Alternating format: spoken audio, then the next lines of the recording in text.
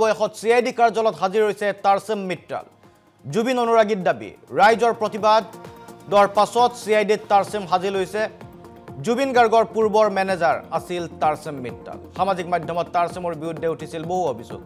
SIT তলব কৰিছিল জুবিনৰ পূৰ্বৰ মেনেজাৰ গৰাকী সিদ্ধাৰ্থ শৰ্মাক জুবিনৰ মেনেজাৰ বনাইছিল এই তাৰছেমে SIT বিষয়ৰ মাৰাথান জেৰাৰ সন্মুখীন হৈছে এতিয়া তাৰছেম মিত্তাল এই তাৰছেম মিত্তাল বৰ্তমান মুম্বাইত কৰ্মৰত আৰু মুম্বাইত বহু ডাঙৰ আৰ্টিষ্ট মেনেজমেন্ট কোম্পানী চলাই তাৰছেম প্ৰথমতে জুবিন গাৰ্গৰ মেনেজাৰ আছিল আৰু জুবিন গাৰ্গৰ মেনেজাৰ হৈ থকাৰ সময়তে তাৰছেমে অন্য শিল্পীসকলৰ সংস্পৰ্শলৈ আহিছিল অৰিজিত সিঙৰ দৰে বলিউডৰ শিল্পীক এতিয়া মেনেজ কৰে এইজন তাৰছেম মিত্তালে আৰু তাৰছেম যেতিয়া মুম্বাইত প্ৰতিষ্ঠিত হৈ গ'ল জুবিন গাৰ্গৰ পৰা সিদ্ধাৰ্থ নামৰ এই মেনেজাৰটোক তাৰছেমেই ৰাখি থৈ গৈছিল তাৰছেমেই সিদ্ধাৰ্থক চিনাকি কৰাই দিছিল জুবিন গাৰ্গৰ সৈতে এই তাৰছেম মিত্তাল সিদ্ধাৰ্থ শৰ্মাৰ সৈতে যে ব্যৱসায়িক লেনদেন জুবিন গাৰ্গৰ গানৰ সেই লেনদেনত তাৰছেমৰ লগতে আছিল বুলি সামাজিক মাধ্যমত বহুতে লিখা মেলা কৰিছিল আৰু অৱশেষত CIDৰ কাৰ্যালয়ত হাজিৰ হৈছে এইজন তাৰছেম মিত্তাল মুম্বাইৰ পৰা আহি এই তাৰছেমক এতিয়া SIT মাৰাথান জেৰা চলাইছে তাৰছেমেই সিদ্ধাৰ্থক যিহেতু তাৰছেম যোৱাৰ সময়ত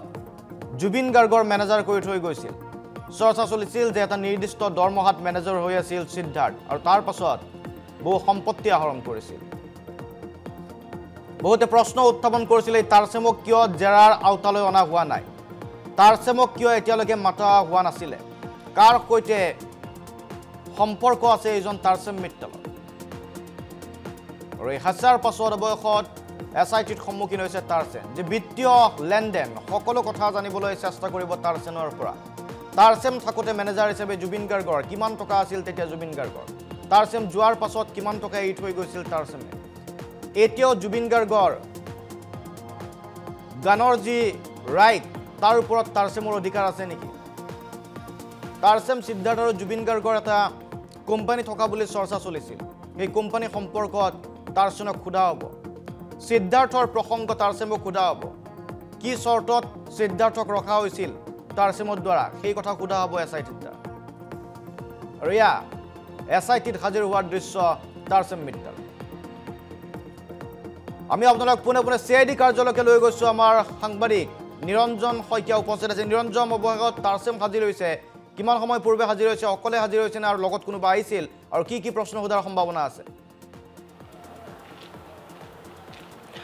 নিশ্চয়কৈ চাওক শান্তনু মহন্ত ডাঙৰীয়া প্ৰথমে জনাব লাগিব যেহেতু বহু প্ৰত্যাশিতভাৱে ক'ব লাগিব যেহেতু তাৰছেম মিত্তাল আছিলে পূৰ্বৰ যি সিদ্ধাৰ্থ শৰ্মাৰ পূৰ্বৰ যি আচলতে মেনেজাৰ 10-12 বছৰ তেওঁ জুবিন গাৰ্গৰ প্ৰাণৰ শিল্পীজনৰ লগত আচলতে মেনেজাৰ হিচাপে কাম কৰিছিল তেওঁ প্ৰত্যেকটো দিশ চাইছিল তাৰ পূৰ্বে কিন্তু এটা কথা স্পষ্টভাৱে ক'ব লাগিব আজি যি আচলতে 19 ছেপ্টেম্বৰৰ পৰা যি সংঘটিত হয় এই সমগ্ৰ যি ঘটনা সমগ্ৰ যি আচলতে লাখ লাখ অনুৰাগীয়ে যি আচলতে প্ৰতিবাদ বা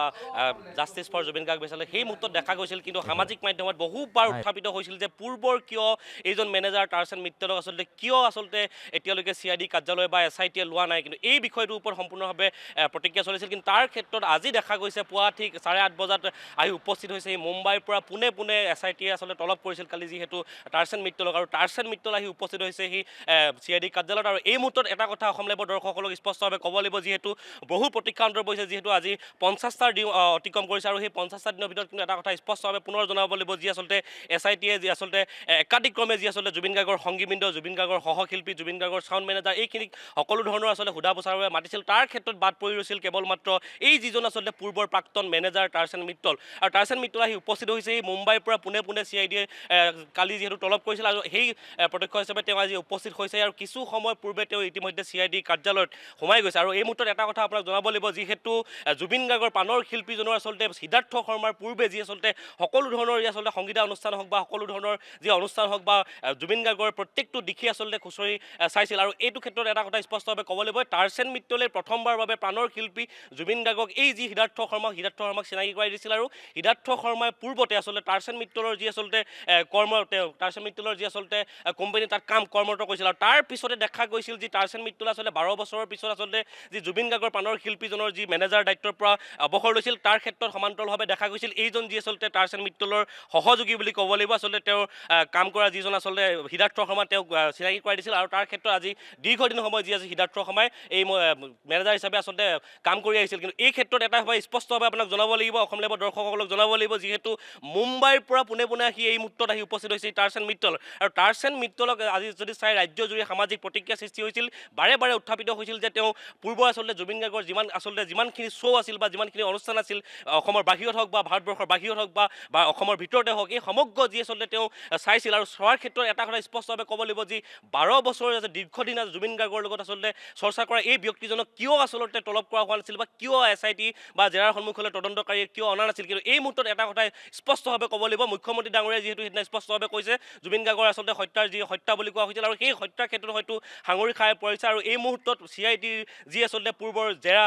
চলিছিল আৰু তাৰ মাজত আজি নতুনকৈ দেখা গৈছে, পুনৰ প্ৰথমবাৰৰ বাবে দেখা গৈছে টাৰ্চেন মিটল আহি উপস্থিত হৈছে। আৰু টাৰ্চেন মিটলক হয়তো দীৰ্ঘ সময় হয়তো SID জেৰাত ল'ব, যিহেতু পূৰ্বৰ পৰা বহু প্ৰতিক্ৰিয়া চলিছিল, বহু মন্তব্য জানিছিল, লাখ লাখ অনুৰাগীয়ে যি মুহূৰ্তত কান্দিছিল, লাখ লাখ অনুৰাগীয়ে যি মুহূৰ্তত জাষ্টিছ ফৰ জুবিন গাৰ্গ বিচাৰিছিল, সেই মুহূৰ্তত কিন্তু এইজন টাৰ্চেন মিটলে কোনো ধৰণৰ সহযোগ কৰা নাছিল বা টাৰ্চেন মিটলে কোনো ধৰণৰ CIDক জনোৱা নাছিল। কিন্তু এই ক্ষেত্ৰত এটা স্পষ্টভাৱে জনাব লাগিব আপোনাক, আজি 8:30 বজাৰ লগে লগে মুম্বাইৰ পৰা আহি উপস্থিত হৈছে সি টাৰ্চেন মিটল। আৰু পুনৰ জনাইছোঁ অসম লাইভৰ দৰ্শকসকলক, টাৰ্চেন মিটল দীৰ্ঘ সময় 12 বছৰো অধিক সময় প্ৰাণৰ শিল্পীজনৰ লগত আচলতে মেনেজাৰ হিচাপে কাম কৰিছিল। তেওঁ প্ৰত্যেকটো হয়তো খুঁটিনাটি জুবিন গাৰ্গে কি ভাল পাইছিল, জুবিন গাৰ্গৰ কোন সময়ত কি দৰবৰ প্ৰয়োজন হৈছিল, এই সকলোখিনি বিষয়ে হয়তো সিদ্ধাৰ্থ শৰ্মাক জনাইছিল। আৰু এইখিনি ক্ষেত্ৰত আপোনাক এটা মুহূৰ্তত শান্তনু মহন্ত ডাঙৰীয়া আপোনাক জনাব লাগিব, অসম লাইভৰ দৰ্শকসকলক জনাব লাগিব, যিহেতু পুনৰ জনাইছোঁ মুম্বাইৰ পৰা 8:30 বজাৰ লগে লগে আহি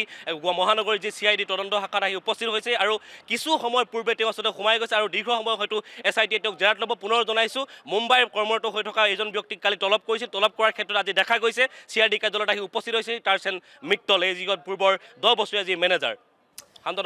টাৰ্চেন মিটল উপস্থিত হৈছে, গতিকে লক্ষণীয় হ'ব টাৰ্চেন মিটলৰ পৰা এতিয়া কি তথ্য SITয়ে পোহৰলৈ আনে। ধন্যবাদ নিৰঞ্জন।